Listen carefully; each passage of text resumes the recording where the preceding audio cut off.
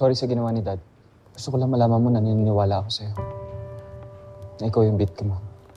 Salamat, Edward. Na-appreciate ko na naniniwala ka sa akin. Kaso wala na tayong magagawa kasi hinusgahan na ako ng daddy mo. Oh, Marge, I wish there's something I can do para itama ito. Wag na. Wag na. Ayokong maging dahilan na mag-aaway kayo ni Sir Greg. Alis na lang ako. Ayoko ng gulo.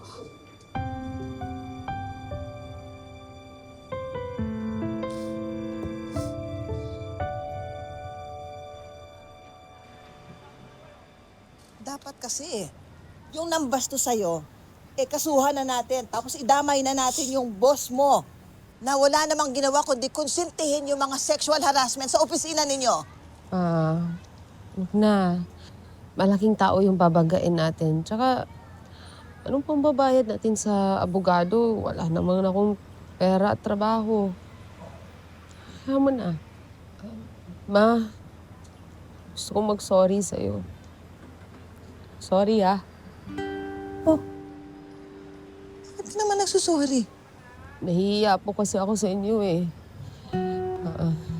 Lahat ng ginagawa ko, palpak. Hindi ko maibibigay yung pinapangako ko sa inyo. Magandang buhay at yung dream house natin. Kaya, sorry, Ma. Anak naman, tama ng kasusuri. Wala ka namang ginagawang kasalanan. Buong buhay mo, wala ka nang ginawa kundi alagaan kaming pamilya mo. Huwag mo sisisihin ang sarili mo sa mga bagay-bagay na hindi mo naman kontrolado, anak. Sorry, Ma. Tama na, anak. Naawa na ako sa'yo. Tama na.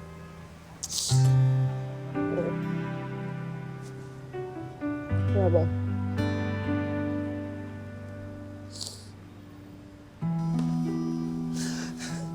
Mga ayaw kita na malungkot, ate. Ayaw kita sa iyak. Ayaw. Kailangan isip Jobert paraan. Wawa ate. Wawa ate. Kaya mo, Ma. Alam mo naman palaban ako. Huwag ka mag-alala. Tama na tong drama. Maghahanap ako ng trabaho bukas agad-agad. Ako din. Maghahanap ako ng mapapasukan. Ma, wag na. Ayoko mapagod ka. Dito ka lang sa bahay. Gusto ko mag-aalaga ka kay Jobert. Bantayan mo siya mabuti. Wawa ate. Ate.